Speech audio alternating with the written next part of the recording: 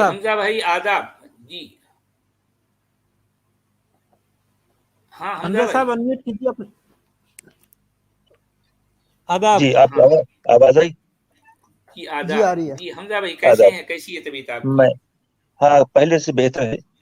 اچھا چلیں ٹھیک ہے. اچھا ابھی جو صاحب یہ صاحب جو بول رہے تھے اس سے پہلے جو صاحب مثال دے رہے تھے سعودی عرب میں ہاتھ کاٹنے کی جی اور یہ ثابت کر رہے تھے کہ قرآن میں جتنے قوانین لکھے ہیں وہ ابدی دائمی اور مثالی ہیں. میرا ایک سوال ہے ان صاحب سے بھی اور تمام مسلمانوں سے جی کہ سورہ نساء جو چوتھی سورہ ہے جہاں پہ ختم ہوتی ہے بالکل لاسٹ میں جی تو وہ آیت ذرا نکال دیجیے. کون سا؟ یستفتونک فی الکلالہ کہہ رہے ہیں. ہاں یستفتونک قل اللہ یفتیکم فی الکلالہ. یفتیکم فی الکلالہ. اچھا آیت نمبر سر؟ ہاں وہ بالکل لاسٹ آخری آیت ہے ہے، آخری سورت نساء کی ایک دم آخری. چوتھی سورت کی آخری آیت ہے. جی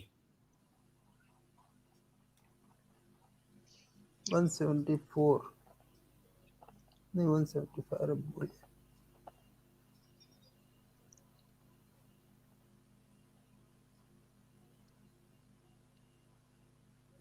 جی جی حمزہ حمزہ صاحب. بھائی جی یہ آیت ہے یستفتونک قل اللہ یفتیکم فی الکلالہ ان امرؤ ہلک لیس له ولد وله اخت فلها نصف ما ترك وهو يرثها ان لم يكن لها ولد. جی اس پوری آیت میں خلاصہ جو ہے وہ یہ ہے اس کا کہ اس میں کلالہ کے وراثت کے بارے میں بیان کیا گیا ہے. کلالہ کچھ لوگ سب کہتے ہیں کہ کلالہ وہ ہے جس کے کوئی بیٹا یا بیٹی نہ ہو. کچھ لوگوں نے مانا ہے کہ نہ اوپر کوئی ہو نہ نیچے کوئی ہو، یعنی نہ اس کے ماں باپ اور دادا ہوں اور نہ نیچے بیٹا اور بیٹی ہو، نہ پوتا کوئی نہیں ہو. جی تو گویا کہ آپ لامرد سمجھ لیجیے. اگر اس کی موت ہو جاتی ہے اور اس کی کوئی اولاد نہیں ہے لیکن ایک بہن ہے تو اس شخص کی پراپرٹی کا آدھا حصہ بہن کو مل جائے گا.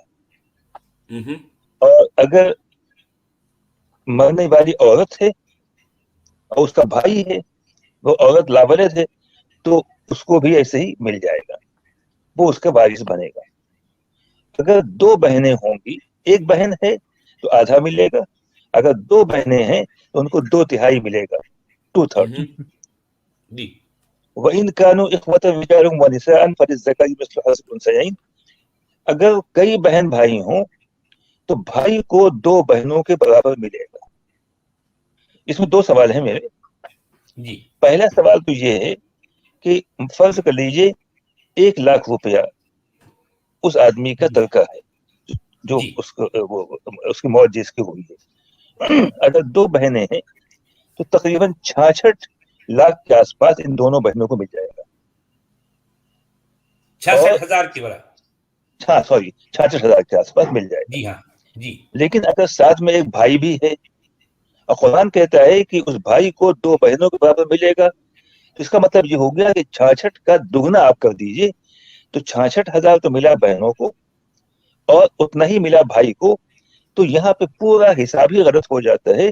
جتنا اصل مال ہے، یہ جو پراپرٹی ملنی ہے اس سے زیادہ پہنچ رہی ہے. جی ہاں وہ پہنچ رہی ہے 1,00,000 تقریباً 1,32,000 کے آس پاس پہنچ رہی ہے. تو اپنے آپ میں یہ خود ہی غلط ہے. ایک سوال تو یہ ہے، اس کو علماء مجھے جواب نہیں دے سکے آج تک کہ کیا ہے. جی ہاں علماء کے بعد جواب نہیں ہے اس کا. جی اچھا. دوسرا جو سب سے جو اس سے اہم سوال ہے وہ یہ ہے کہ فرض کر لیجئے کہ میں لاولد ہوں، میری بیوی ہے، میرے انتقال کے بعد میری بیوی ہے، اب میرے کوئی اولاد نہیں ہے، میری 2 بہنیں ہیں اور ایک بھائی ہے. اس صورت میں میری بیوی کو صرف 8واں حصہ ملے گا.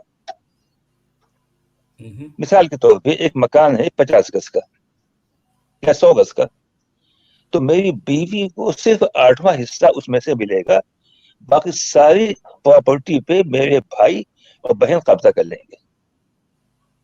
کیا یہ اللہ کا انصاف ہے؟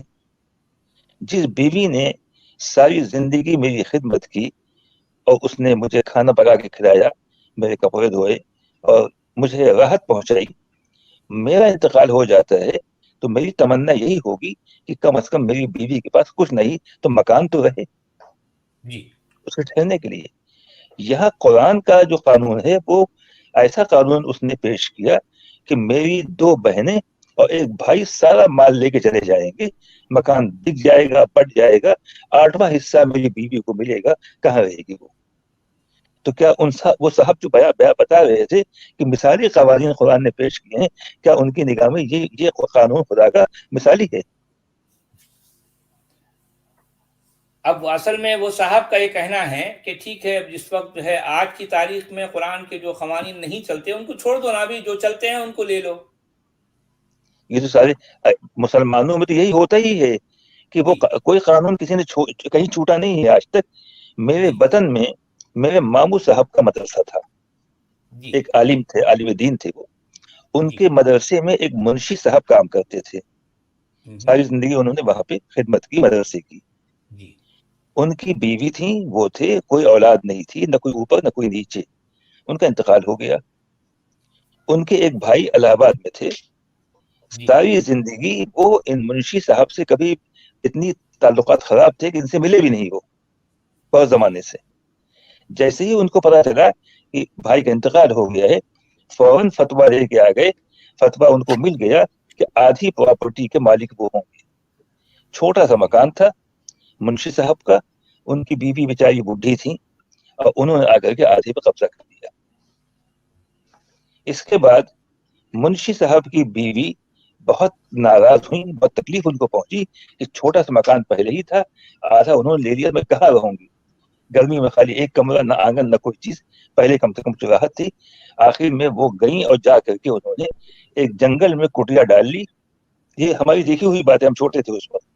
कुटिया डाल ली और वहीं पे जिंदगी उन्होंने गुजारी और सारी जिंदगी अल्लाह को और किताबुल्लाह को वो कोसते काटते हुए चली गई दुनिया से।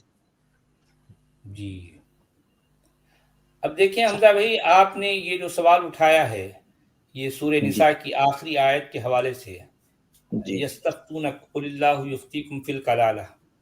देखें, ये एक सवाल है पूरी दुनिया के उलमा के सामने, और फिर जो है अब अभी अमित ने आपने जो है जो एक चार्ट दिखाया था वो इंग्लिश में, जरा वो भी एक बार दिखा दीजिए, लोग जरा इसको भी देख लेंगे। हाँ, वापस दिखा दीजिए।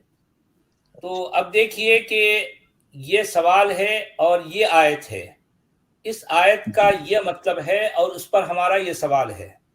अगर उलमा वाकई ये हमारा ये सवाल और ये आयत के हवाले से हमने जो कुछ कहा है वो अगर इसका जवाब देते हैं और हमें मुतमईन करते हैं, तो ये प्लेटफॉर्म उनके लिए जो है हम पेश करते हैं और हम ये उम्मीद रखते हैं कि वो यहाँ तशरीफ लाएं और हमें मुतमईन करें।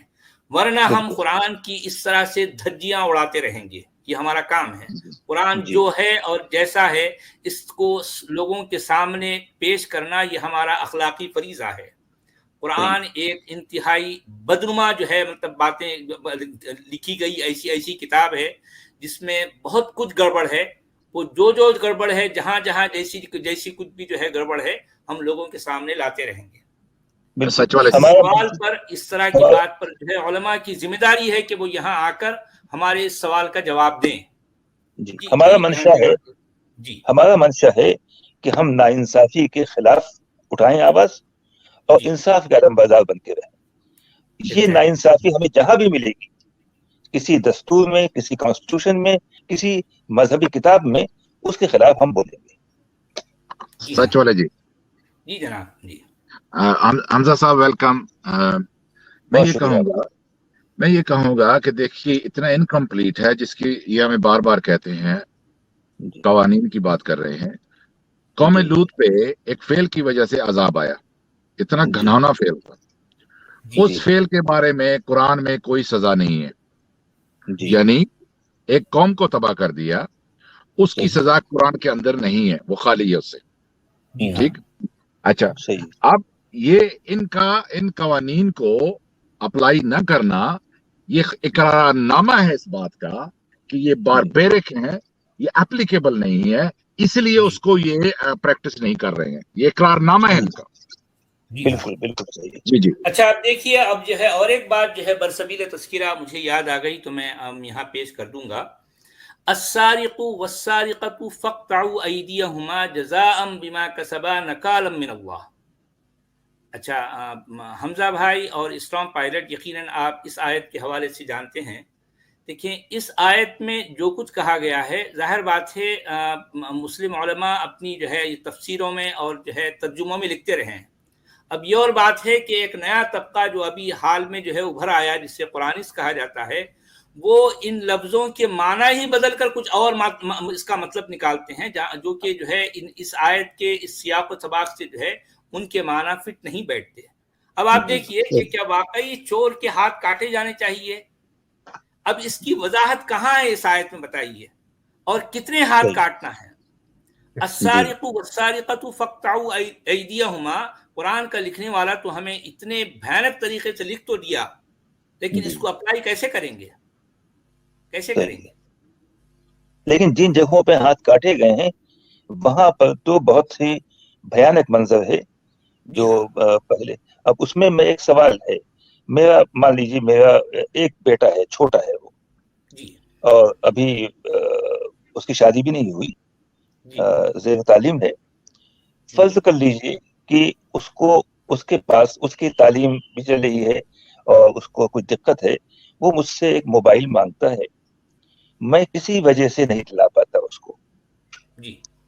اور وہ اپنے بچپنے کے اثر سے دوستوں کے ساتھ میں کہیں گیا کسی مال میں، اور وہاں پہ جا کے اس نے صرف شوقیہ دیکھنا چاہا گیا، دیکھیں موبائل کتنے کا مل رہا ہے، کیا مل رہا ہے، اور اس کو ایک دل میں بیٹھا ہوا ہے اس کی یہ بات، اور اتفاق سے اس نے ایک موبائل پسند آیا اور لے کے جیب میں ڈال لیا اس نے.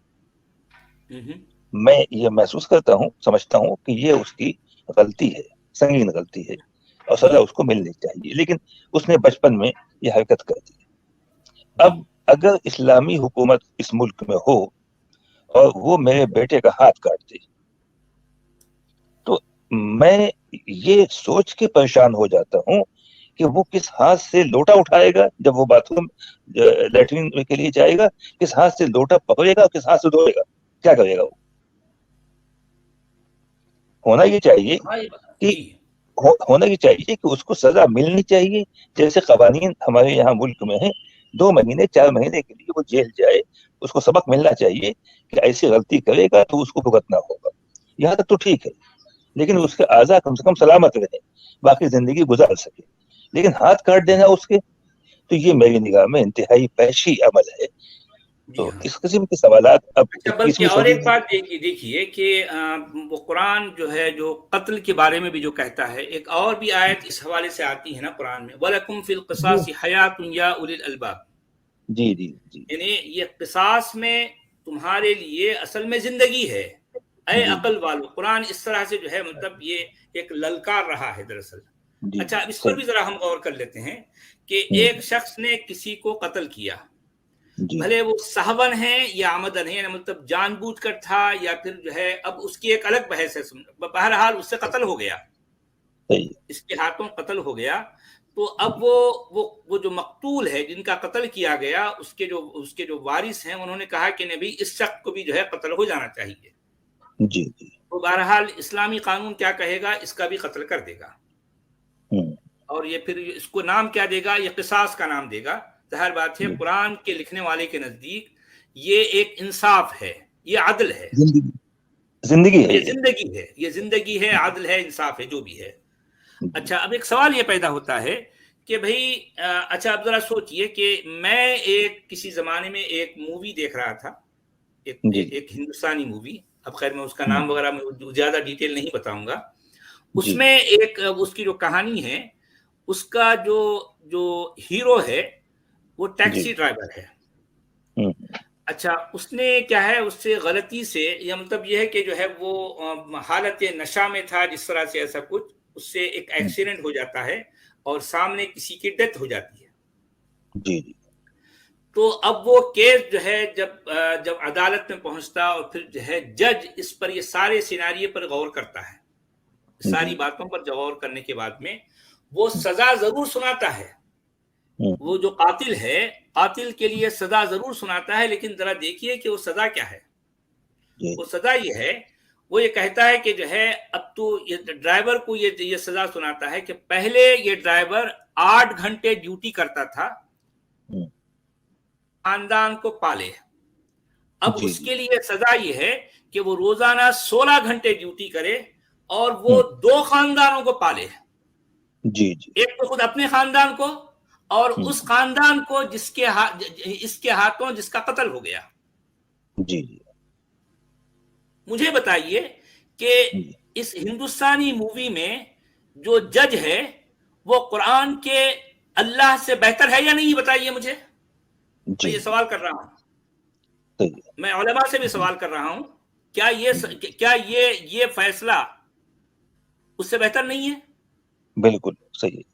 انسانیت پر مبنی ہے، انسانیت پر مبنی ہے. اور اصل میں عدل یہی ہے. دیکھیں اس نے نشے کی حالت میں گاڑی چلائی اور اس کا نتیجہ یہ نکلا کہ جو ہے سامنے والے کے ٹکر اس کا حادثہ ہو گیا اور اس کی موت ہو گئی. یقیناً اس کی غلطی ہوئی ہے اور اس غلطی کی سزا اس کو ملنی چاہیے، یقیناً ملنی چاہیے.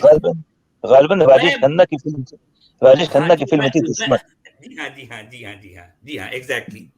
تو اب آپ دیکھیے جی حمزہ صاحب، یہ 4-11-12 بھی اسی جو آپ نے بھی اس کا ریفرنس دیا تھا 176 کا، سیم 4-11-12 میں بھی ایرر ہے. یہ یوسیکم اللہ فی اولادکم میں بھی جو ہے گھپلے ہی گھپلے ہیں. جی ہاں جی وہ ہے کئی جگہوں پہ، لیکن بہت زیادہ جو مضبوط دلیل میرے پاس تھی وہ آخری ہے، اس لیے میں نے اس کو پیش کر دیا. وہ سورہ نساء کی آخری آیت ہے. جی ہاں بات صحیح ہے آپ کی. اور وہ بھی جو ہے اس میں اللہ میاں خود جو ہے قل اللہ یفتیکم فی کلالہ بول کے وہ آ گئے میدان میں. حضرت ابھی اعلیٰ حضرت خود میدان میں آ کر جو ہے فتویٰ دیے ہیں، تو ان کا فتویٰ اتنے ڈھنگ کا ہے، ذرا دیکھ لیں. علماء بھی دیکھ لیں، مومنین بھی دیکھ لیں کہ جسے آپ اللہ کہتے ہیں اس نے کیسا ڈھنگ کا فتویٰ دیا ہے اور اس کا رزلٹ کیا آ رہا ہے، یہ بھی دیکھ لیں ذرا. میں علماء سے چاہوں گا کہ یہ سوال جو ہے ان کے سامنے رکھا گیا ہے اور اس کا تشفی بخش جواب دیں. اگر ان میں جو ہے علمی دم خم ہے تو یہاں تشریف لائیں اور ہمیں مطمئن کریں، ورنہ ہم اس طرح کی باتیں، اس طرح کے پول کھولتے رہیں گے، قرآن کے کھولتے رہیں گے. چلیے اب میں اجازت چاہوں گا. چلیں حمزہ بھائی، بہت بہت جو ہے شکریہ آپ کی تشریف آوری کا. بہت اچھا لگتا ہے آپ تشریف آتے ہیں.